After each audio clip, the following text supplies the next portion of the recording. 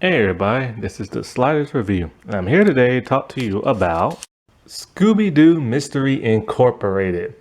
So I just finished season 1 and 2 of this series. I've already talked about the first episode a couple of weeks ago. Find that video.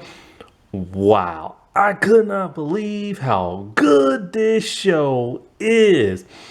Like, I never even heard of it. And it came out in 2010. Like, holy crap. So this was the 11th television series of Scooby-Doo. And yeah, people are right. This is considered one of the best Scooby-Doo shows ever.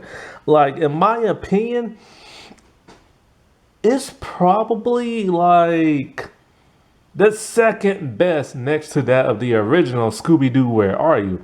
I'm still a huge fan of a pup named Scooby-Doo, but man, this just like bumped this up to number 2. And like, it makes me now wonder, like, what is really like, what's new Scooby-Doo about? Because I remember I saw like an episode, like a couple of clips back in the day when it was on Cartoon Network, and I wasn't really feeling it, so I just never watched it. And so now I'm curious and everything, but I'm so Scooby-Doo out. I can't digest no more Scooby-Doo-ness and stuff. But I am curious to see it before like my HBO Max thing runs out.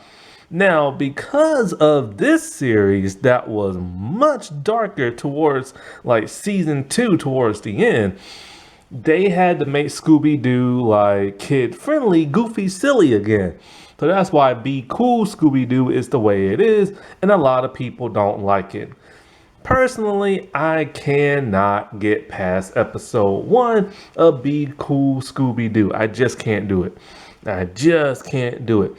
And then they went back to basics with that of Scooby-Doo Guess Who. And that lasted for 2 seasons as well. Pretty much a lot of Scooby-Doo stuff lasts only 2 seasons. This series only lasted for 2 seasons, but it had 52 episodes. About 20 something per ep. And it took a good while for me to finish. Like, I would watch so many episodes a day, but then I would get so tired of watching Scooby-Doo that I had to take like a break and everything. I've been watching a lot of Scooby-Doo stuff lately, and it's all because of the abomination known as Velma. But you know, one good thing came from Velma. If it wasn't for that, I wouldn't have been watching all this other Scooby-Doo stuff, and I wouldn't be buying them on DVD, which I have now done. And so it was good for something, I guess. Like, and it's weird. Ever since like when Velma came out a long time ago, people started watching this series. And there are like people like me who never knew about this and started watching it.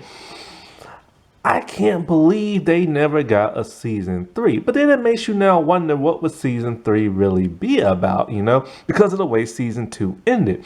That's the part of the weird writing towards the end that got kind of like a little confused. Season 1 and season 2 are different from each other. Season 1 is not so dark. Season 1 is more similar to Scooby-Doo, Where Are You?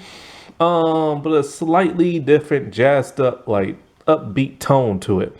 Season 2 followed the same pattern until it got towards the end, where it just got dark. How dark? People died on screen, got blown up, got ate. I'm not even kidding. You literally see somebody, the big monster, pick somebody up, chew them up in their mouth, and swallow them. I was like, what the world? However, this is the first time that Scooby-Doo had like real ghost-like stuff since 13 Ghosts of Scooby-Doo. But the ghosts don't show up till towards the end of the second season. Oh, I'm tired. And so, like, yeah, cause it did like, you know, back to basic formula of like, you know, monsters showing up, taking the mask off, but it wasn't towards the end until they started showing the ghosts and the demons and stuff.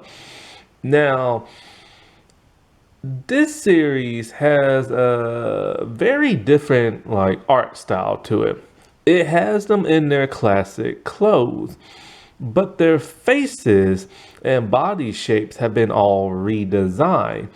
Also, they don't have the white areas in their eye. It kind of like that old school kind of how Shaggy and Fred was back in the old days. In this series, it's a much more modernized version of Scooby Doo. It's like it's the classic but more modern. But then again, what's new Scooby Doo was even more modern than that. But this one, what I mean is like it looks and feel like the old cartoon, but if it was made today, whereas what's new Scooby Doo was just made to look like a newer cartoon and stuff. And so with this, I'm actually really digging the like character designs. Although Fred's jaw is way too square for me, but whatever. The personalities have changed as well slightly in season. Like they change between seasons.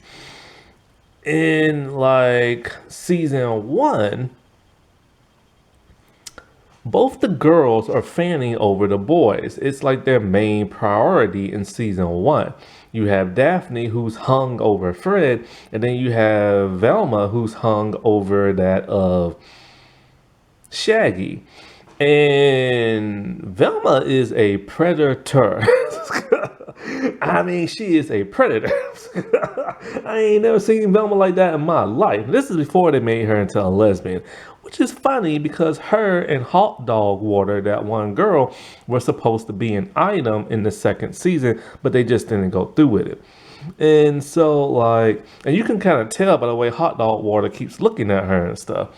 And so, yeah, it was really annoying seeing the only motivation both the girls had in season one was trying to get the guys. And they are desperate for them. Like Daphne is desperate, and I mean desperate. To the point where it's like, dude, like seriously, the dude is not into you, he's into making traps. And she just seems like comes off as a very desperate, needy girl. Whereas Velma just comes off as a predator and stuff. And then it's even worse because Velma is constantly like she actually does get Shaggy, but he doesn't want to hurt Scooby's feelings because Scooby's like that's my man and stuff like that. And so like because of that, they hide their relationship from that of Scooby. But then Shaggy's at the point where he's just kind of like, I don't want to hurt his feelings and this and that. So he literally dumps Velma for a dog, and she brings that up a couple of times because it really hurt her, and you can really feel the emotion of her getting hurt by that because all she wanted was somebody to date, and she really wanted him because they used to date back in the day, and that was always like a weird thing, him dumping her for the dog and and stuff like that. But then by season two, she is no longer like that. And she doesn't even think of him like that no more. And the whole relationship thing is never brought up again. Also in season one, she is very, very, very rude and sarcastic. She has a chip on her shoulder and she always has one smart mouth thing to say after another. This is very similar to that of the Velma thing. But then in season two, she's not like that no more. Her whole rude personality left. I'm gonna assume that there was some feedback on certain personality traits because you can tell there is a change in season two. In season two, take Shaggy. In season one, Shaggy, yeah, he does love to eat and he is a coward, but he's not so obsessed with it like he was back in the older cartoons. And him and Scooby still eat, but just not as crazy as they used to back in them older cartoons. Come season two, that all changed. Now you see them eat every episode and almost every scene. And it's very cartoonish how they eat now. Like they threw a bunch of burgers in the air, like 50 burgers in the air, and each of them just fell in their mouth perfectly. That is old school cartoon right there. So you can kind of tell that the fans weren't happy. Personally, for me, I get kind of tired of seeing Shaggy constantly eat. And then you never seen him gain weight and stuff for one episode, him and Scooby. And then when they gain weight, they're so big they can barely move and they act like sumo wrestlers and stuff. And like his cowardness came back as well in season two a whole lot more. In season one, he's more chilled and laid back, especially in his voice. Matthew Lillard voices him in this series for the first time since doing it in the live action Scooby-Doo movie. However, I couldn't even really tell at first because in season one, his voice is so different. It's more laid back and he kind of loses the voice in and out. And it's not as high pitched, it's just more somber. But then by season two, it's back to the high pitchedness of a classic Shaggy and from how he did it in the movies.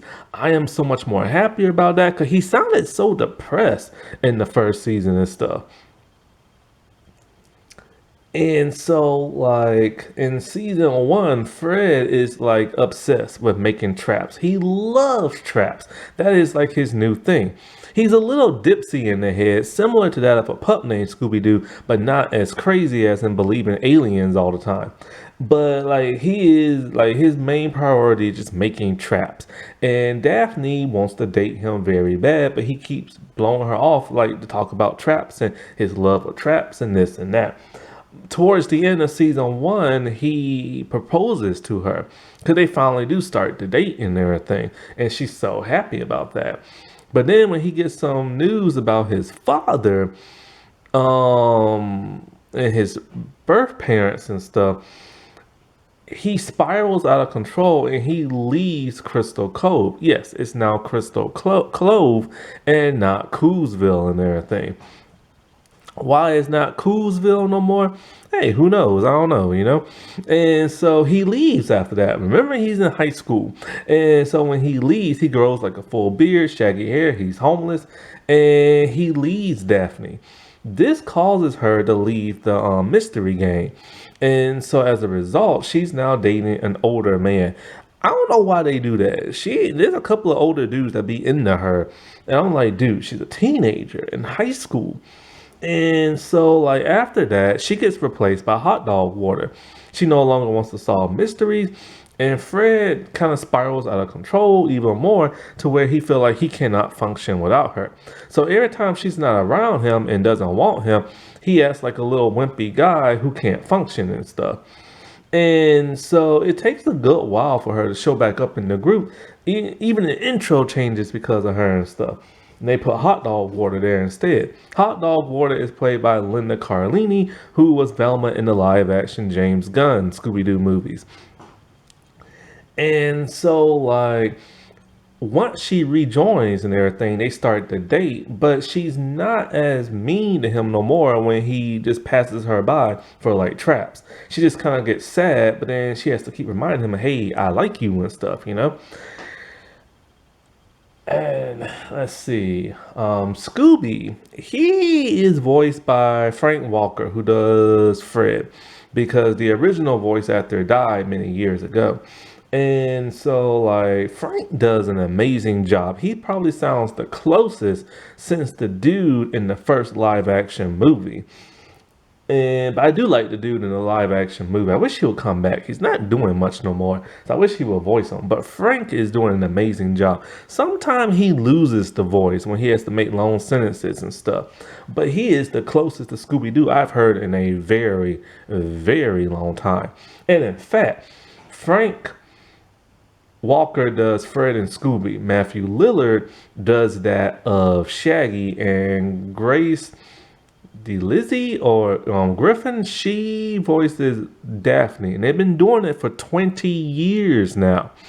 Mindy Coon, she voices Velma, but she had to retire after this series because she had breast cancer. She's better now, but they have not asked her to come back. Instead, Kate Micucci has now replaced her and does all the other like Velma series except for that of the HBO Max series Velma. All their catchphrases are still there. Let's see. Velma does Jinkies. You have Shaggy doing the Zoinks. You have Fred doing the Let's Split Up game, but not as much. Mostly he just talks about like I love traps. Daphne, however, her catchphrase doesn't come until towards the end of season two.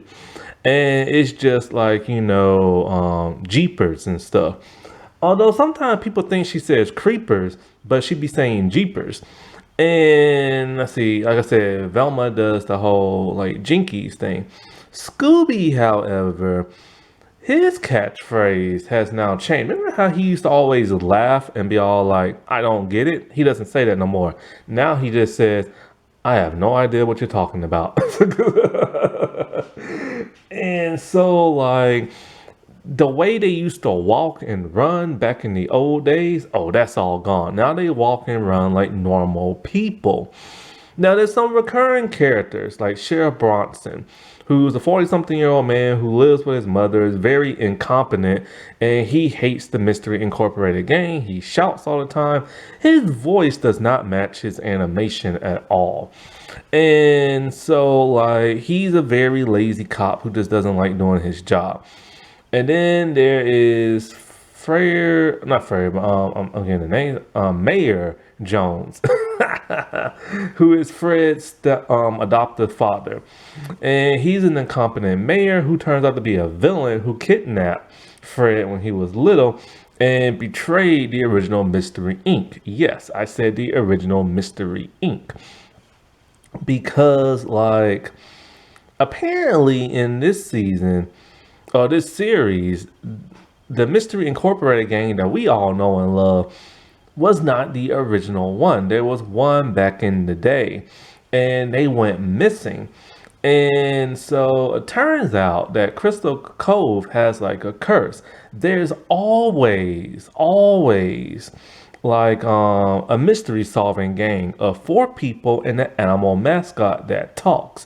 It turns out that the animal mascot is the descendants of aliens and stuff, and Scooby is a descendant of one of those aliens, so they completely changed his mythos and stuff. Now the aliens are called the Manichae? I don't know how to say it. Screw it. Anyway, yeah, so some of them are good, but some of them are bad. And every 1,000 years, the veil between both the universes weakens and they come to Earth. And so this is what causes a lot of like, ancient mythology to have like animals and stuff like the Egyptians and the Chinese monkey and like stuff like that. And so they were aliens in this universe, but then of course they had their descendants and the talking animals and stuff. And what's interesting about this series, oh, I forgot, Angel Dynamite, Cassidy, she's one of the original members of Mystery Inc. And she's like a DJ at like a music radio station. And so she's just a regular like disc jockey until it turns out she has more up her sleeves than we thought. She kind of has like this whole spy motif thing going on. And then it's finally revealed that she's working with Mr. E. Mr. E is Ricky, one of the original Mystery Incorporated kids. And so like also Judy and Brad, Fred's real biological parents. And so like their mascot is Professor Pericles, a parrot that's like has a huge head and he's really smart and very evil.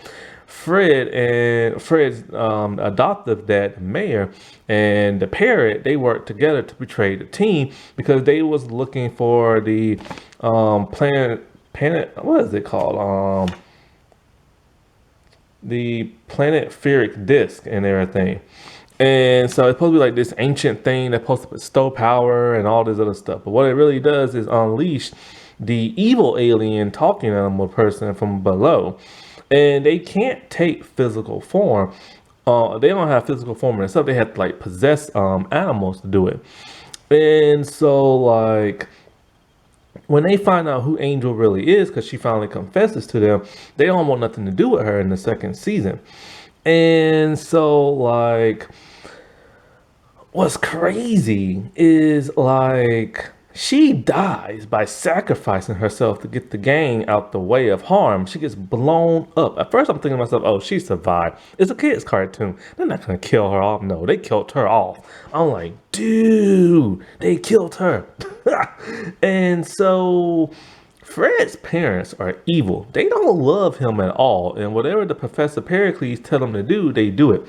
Whether it's stealing from Fred, breaking his heart, or fighting him and trying to like harm him and stuff, they literally do not care for him. Professor E, known as Ricky, in season 1, he is the one setting things in motion. He is helping the gang out. He's constantly contacting them because he wants them to look into the former Mystery Incorporated group. See, he's really evil and stuff. At first, you can't really tell. You think he's good, but he's really evil. He wants them to look into the curse of, like, Crystal Cove, because he wants them to search for the Planet Fair disc and stuff. And so he also needs them to release Professor Pericles from like Bird Prison and stuff.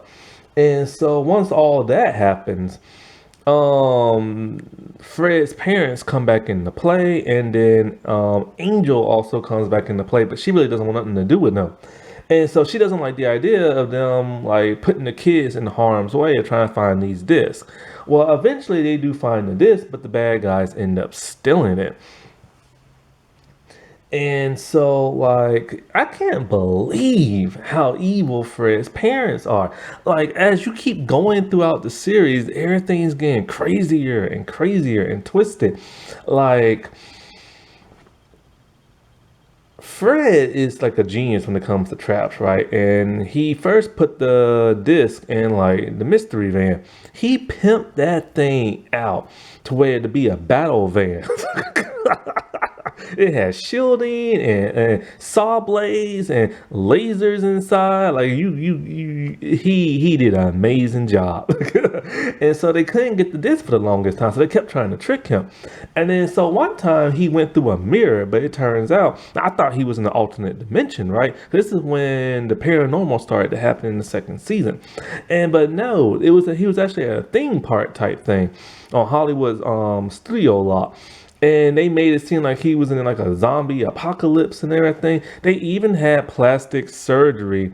His father had plastic surgery to look like Fred to trick the Mystery Incorporated gang. And his mom had plastic surgery to look like an older Daphne, pretending like he was like, 50 years into the future and stuff. Like they went to the extreme of doing that just to get those Planet Fair discs.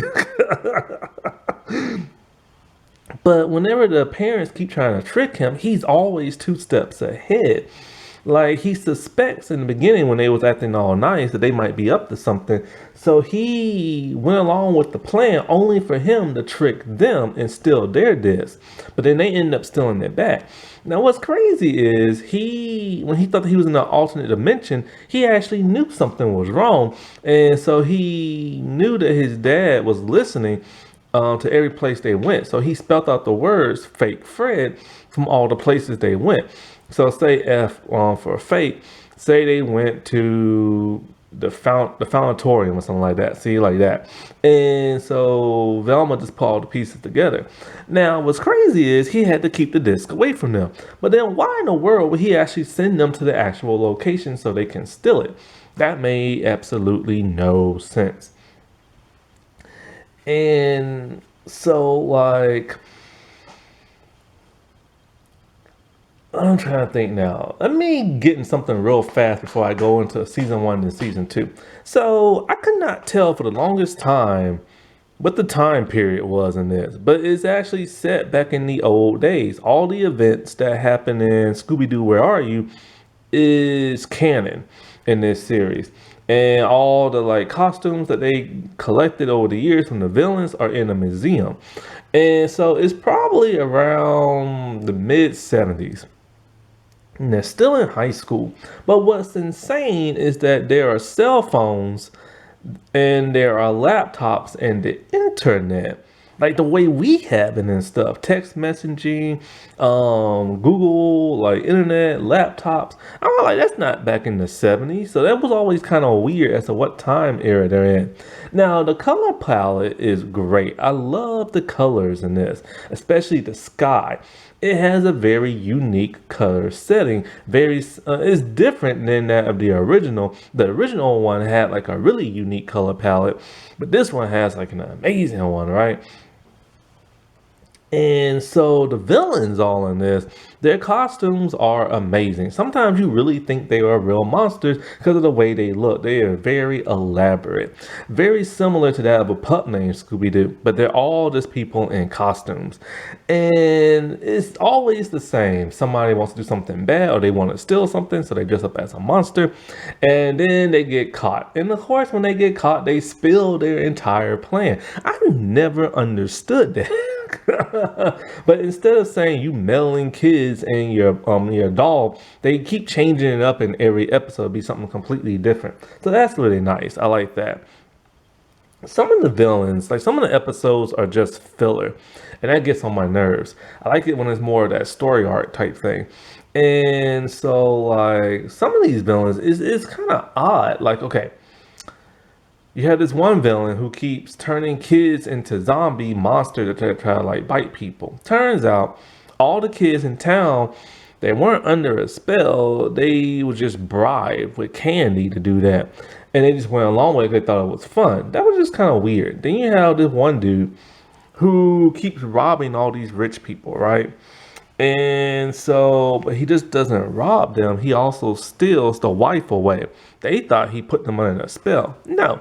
Turns out that he just listened to them talk and they liked that so much they went with them and left their husbands. So that didn't make no sense. Sometimes the writing can get kind of odd and weird.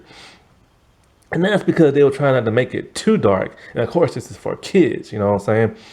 But basically, season one, Mr. E, like I told you before, he is setting things in motion. He is having people like pretend to be villains so they can start looking into stuff. They find out about the original Mystery Incorporated. They find out about the other adventurers back in the day that had animal mascots. One clue leads to another. They start finding out about the planetary I keep getting these like messed up. The panaphasic disc, a planetary disc, or whatever it's called. And so, like, they have to find out what happened to the original Mystery Incorporated, gang. Well, it turns out the mayor betrayed them with the Professor Pericles, and so they found Fred's parents and everything. They found, no, I don't think they found the parents yet, but they found the real Mr. E, and he turns out to be a bad guy. Angel gets exposed. I don't think Fred found his parents just yet. I don't think. 'Cause he went looking for them towards the end, right?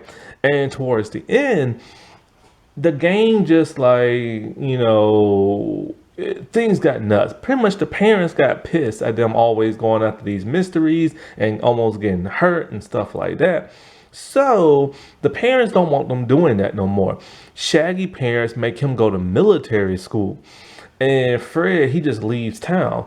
And Velma and Daphne just like split up and everything. So in the start of the second season, we actually get some feedback from the stuff that happened in the last season. Shaggy is still in military school with a buzz cut hairstyle. No, he's bald. That's it. He's bald at first. Scooby has not been putting on a farm, and he doesn't like it there. And Daphne's dating that adult actor dude, and Velma is trying to do the mystery stuff, but can't really because she needs the rest of the group. And so Velma tries to bring the gang back together. She busts Scooby out. They bust Shaggy out, and they find Fred, but Daphne doesn't want to come back, so they get Hot Dog Water. The Hot Dog Water is just this nerdy girl who was a criminal in the first season, but reformed in the second. And she kind of looks like Velma a little bit, and she's voiced by the Velma from the movies. In each episode that passed, Shaggy hair is growing back. This is insane. That normally does not happen in a cartoon. And so it's cool to see him with different hairstyle. And personally, I like him with short hair and everything. Eventually, they have a new villain who's like a baby, voiced by Mark Hamill, and they actually let him get away in the first episode. And this is the first time there's ever been like a recurring villain. A couple of episodes later, they finally catch him. It was Daphne's actor boyfriend, and so like because of that, Daphne still doesn't want nothing to do with Fred. So eventually, she comes around. She starts to like miss him and everything. Well, by now, the original Mystery Inc. want them to find the planetary disk and everything. So this is what they're doing, and then of course they're trying to steal it from them. So all that craziness towards somewhere in the middle, we start to see some paranormal stuff start to happen. And there are genetic modified animals. There's a man who's been mutated. They are killer robots from Professor Pericles. And their lives are almost always in danger every time they go with these looking for these discs. And Angel ends up getting blown up. Well, oh, I forgot to mention, this is a really crazy episode where Scooby has a dream and you see all the Hanna-Barbera characters from the past. That Captain Caveman, Johnny Quest, and all of them. Even the Hex Girl show up in two actual real episodes and stuff. And they're like a band. And what's his name? The Blue Falcon and Dino Mutt, they show up in the episode, which is really cool. That's the episode Angel blows up in. And we get to see Dino Mutt being a tough, mean dog in the organic, and then him getting hurt, and it had to be turned into a silly robot and stuff. And even Don Knotts like shows up in the cameo every now and then. And Casey Kasem voiced like Shaggy's father in a couple of episodes, about 5. Let's see where I'm at now. So let's see, Angel blew up. They're trying to keep the disc away from the original Mystery Incorporated. There started to be some paranormal stuff. Scooby has now fallen in love with Fred's dog, which is his parents' dog. And this makes Shaggy jealous and stuff. But then in one episode, she falls from like a really high place and smack dab on the ground. Somehow she survives and she gets possessed by one of those alien things. And she tells Scooby, you have to save the day, you have to find the Jaguar's heart. Something about the dog will die or something like that, or the dog will be like the enemy or betrayed or something like that.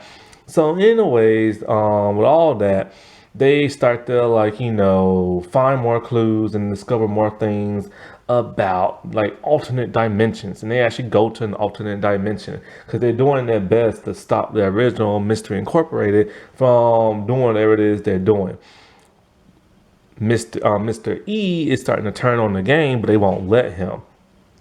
Professor Pericles, Master, is like down below the ground, and he is like one of those alien things. He takes possession of Mr. Pericles' body, and he turns into like a giant like parrot octopus, and he just starts summoning demons to collect people in like Crystal Cove, and then he starts eating them and everything. So then like Scooby realizes that, the dagger broke when he tried to kill him with it, the little spear thing. But it turns out there's like a force field that goes around him every time he tries to eat them. It turns out the Mystery Incorporated gang is the heart of the Jaguar. So all together they get like a stick, and Scooby like gives the final blow. He breaks the sarcophagus, and then like a flash of light happens, and then all of a sudden something crazy is very brightly colored, which is weird because it's normally dingy. Also, there used to be a sign that said "Welcome to Crystal Cove, the most haunted place in the world," but now it's changed to the brightest place in the world. And everybody that died is now back alive, and some people appearances have changed. And it's just kind of like, what the world is going on? I'm like, they must be in a different dimension or something. No, when they destroyed the sarcophagus, it basically is like between like, it's weird. It has to do something with parallel dimensions and time. So basically, since that thing has cursed the town for so many years, once they destroyed it, it's kind of like it was never there to begin with. So it kind of went back in time, erased itself from existence, and now the town is never cursed. And now there's like no mysteries, no nothing to solve in like the town. So the original Mystery Incorporated, they're still good people now. They're alive. The mayor has like, is a coach now. And it's weird. It's like there are no more bad guys trying to steal stuff and for them to solve mysteries. It's now an alternate reality and stuff, an alternate timeline. But then they get contacted by a professor who was a bad guy in the first season. He tells them that since he's a super genius and he has a connection to the multiverse and time itself, he remembers everything, and it seems they have too. So he's giving them all a mission to go to his college so they can start solving mysteries. So since it's halfway across like the country, they're gonna be solving mysteries as they like, go to that university. And it ends with kind of almost like a laugh track from the original series. Also, in the episode, when they're trying to like defeat the bad guys, they start running similar to how they did back in the old days to pay homage to it. And in fact, in season one, in one episode only, is when they do that weird chase thing when they go through one door, end up in another room, and another room. It's only done like one time. So I think it's crazy awesome how they save like the entire world and the multiverse and all space and time to where time rewrote itself and everything. Very Star Trek-ish in my opinion. And it's like these like little teenage kids like did the unthinkable, you know what I'm saying? But now they're kind of sad and depressed when they thought there was no more mysteries to solve, but now they know that there still are mysteries. But however, this is the part that's kind of confusing. This one professor dude from back in season one, who we haven't seen in season one, who was a bad guy, he has a special connection to the multiverse and space time, which it was never explained back then. And also, if they rewrote history to where there's no mysteries to be solved, no bad people, then how are there gonna be mysteries along the way when they go to like each town and stuff? So that was always kind of weird. I think they just threw that in as just kind of like a love letter to like the original series, and like to say screw it, just like whatever, you know what I'm saying. But all in all, this was a great series. When it comes to the second season, however, I do like the first half, but I prefer the second half a whole lot more when things start getting like darker, more interesting, and it was kind of like, well, what's gonna happen next? What's gonna happen next? You know what I'm saying? This is truly one of the best Scooby-Doo series of all time, and it should have had a third season. Alrighty, well, I'll talk to y'all later. Bye.